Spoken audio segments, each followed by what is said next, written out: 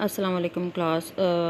अब हम आगे क्वांटाइल्स पढ़ने लगे हैं नॉर्मल डिस्ट्रीब्यूशन में। क्वांटाइल्स आपको पता है अरेड सेट ऑफ डाटा को इनटू डिफरेंट पार्ट्स डिवाइड करते हैं, ठीक है। क्वार्टाइल्स, डीसाइल्स, परसेंटाइल्स, मीडियन, ये तमाम जो है ये क्वांटाइल्स हैं जो कि आपकी बेल शेप डिस्ट्रीब्यूशन को मुख्तलिफ क्वांटिटीज़ के अकॉर्डिंग अरे सेट ऑफ डाटा को इक्वल पार्ट्स में डिवाइड कर देते हैं।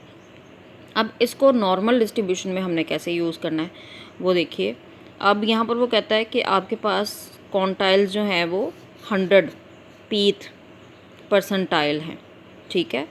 अब यहाँ पर जो आपने डिस्ट्रीब्यूशन यूज़ करनी है नॉर्मल डिस्ट्रीब्यूशन, उसके अंदर आपकी जो प्रोबेबिलिटीज़ है वो एक्चुअली परसेंटेजेस की फॉर्म में है। चूँकि वो परसेंटेजेस की फॉर्म में है इसलिए यहाँ पर क्वांटाइल्स यूज़ होंगे। किसकी फॉर्म में? परसेंटाइल की फॉर्म में। अब यहाँ पर आप फार्मूला देखिए, probability of z less than equal to z p अगर है तो वो आपके पास p के बराबर, p आपके पास प्रोबेबिलिटी होगा या परसेंटाइल कह सकती हैं आप। फाई ऑफ जी पी आपके पास p के बराबर है और जी पी आपके पास फाई इनवर्स ऑफ p के बराबर है। अब अगर आपने 95 परसेंटाइल यानी कि z 0.95 यूज़ करना है तो उसको आप फाइंड आउट कैसे करेंगे? ये देखिए पिक्चर से भी उसने जाहिर किया हुआ है कि ये बेल शेप कर्व है और ये जी पी है, तो आपके पास जी पी की वैल्यू जो है वो कैसे आएगी क्वांटाइल के हवाले से। तो जी मैं बता रही थी आपको कि अगर आपके पास probability of z less than equal to z 0.95 है तो उसका मतलब है कि p क्या होगा? p 0.95 होगा। 95 आपके पास परसेंटाइल की वैल्यू, वो आप क्या लेंगी? ये फिर आपके पास फाई ऑफ z ऑफ 0.95 आ जाएगा और वो किसके बराबर है? 0.95 के बराबर है। अब आपको पता है कि z ऑफ 0.95 फाई इनवर्स 0.95 के बराबर है और ये आपने 10 के ए टेबल में देखनी है वैल्यू, ठीक है जी। ये है quantiles of the standard normal curve, z p is equal to phi inverse p. कल भी हमने यूज़ किया था ना। अब इसमें वैल्यूज़ डिफरेंट लिखी हुई हैं, आपने 0.95 की वैल्यू ढूंढनी है। 0.95 की वैल्यू आपको ये मिल रही है और उसकी वैल्यू क्या है? 1.6449, यानी आप इसको 1.645 भी कह सकते हैं, ठीक, जैसा कि ये वैल्यू यहाँ दी हुई है। अब अगली एग्जांपल देखिए 10.5, उसमें वो कहता है कि z आपके पास नॉर्मल रैंडम वेरिएबल है।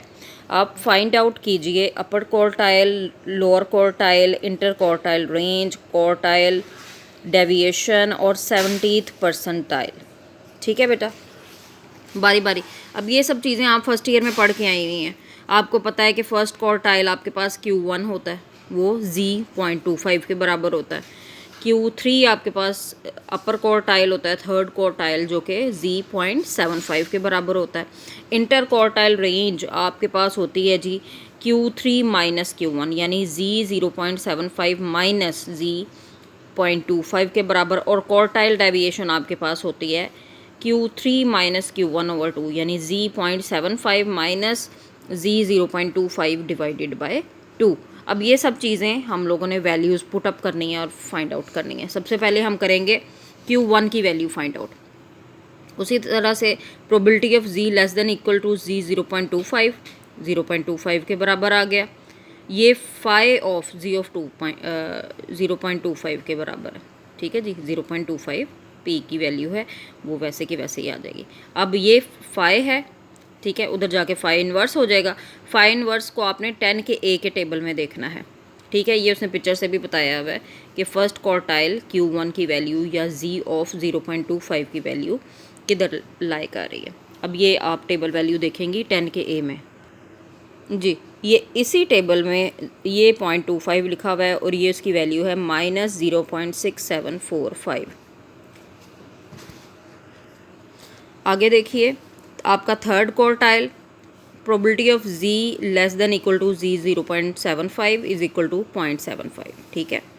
अब चूँकि 75th परसेंटाइल है ये, तो 0.75 आ जाएगा ना यहाँ पर। ये फाई ऑफ z आ जाएगा, phi of z 0.75 is equal to 0.75। अब ये फाई इनवर्स हो जाएगा उधर जाके। अब इसको आपने उसी तरह 10 के ए के टेबल में देखना है, वहाँ जाके 0.75 के ज़ीरो में।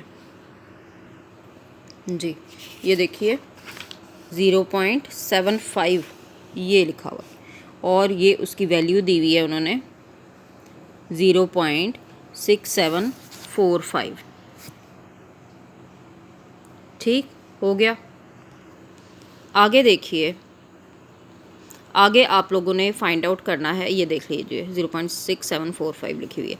थर्ड और फर्स्ट क्वार्टाइल आपके पास आगे आगे इंटर क्वार्टाइल रेंज आपने फाइंड आउट करनी है। वो किसके बराबर होती है? वो बराबर होती है जी 0.75 माइनस जी 0.25 के। आप दोनों की वैल्यूज़ पुट करेंगी और आपके पास आंसर आ जाएगा। उसके बाद क्वार्टाइल डेविएशन उन्होंने कहा है। क्वार्टाइल डेविएशन आपके पास पता है कि जी 0.75 माइनस जी 0.25 डिवाइडेड बाई 2 के बराबर है। ये वैल्यूज़ आपने ऊपर फाइंड आउट की हुई हैं, ये वैल्यूज़ आप पुट करेंगी, फाइंड आउट करेंगी तो वो वैल्यू आ जाती है 0.6745। फिर आपने फाइंड आउट करना है 70th परसेंटाइल। 70th परसेंटाइल का क्या मतलब है? 0.70 आपकी प्रोबेबिलिटी होगी और जी ऑफ 0.70 आपने फाइंड आउट करना। फार्मूला लिख देंगे उसका, probability of z less than equal to z 0.75 is equal to 0.75। ये फाई ऑफ 0.70 के बराबर है 0.70। ये फाई इनवर्स की वैल्यू चली जाएगी और 0.7 को आप टेबल में देखेंगी। जी 0.70 ये लिखा हुआ है और इसकी वैल्यू है 0.5244। जैसा कि आप देख सकती हैं ये वैल्यू आपके पास आ गई। यही वैल्यूज़ हैं जो कि आपने फाइंड आउट करनी थी। ये आपकी पहली एक्सरसाइज ख़त्म होती है। यहाँ पर आप 10.1 एग्ज़ाम्पल से ऑनवर्ड तमाम एग्ज़ाम्पल करिएगा। उसके बाद एक्सरसाइज 10.1 के तमाम क्वेश्चंस करिएगा। Thank you.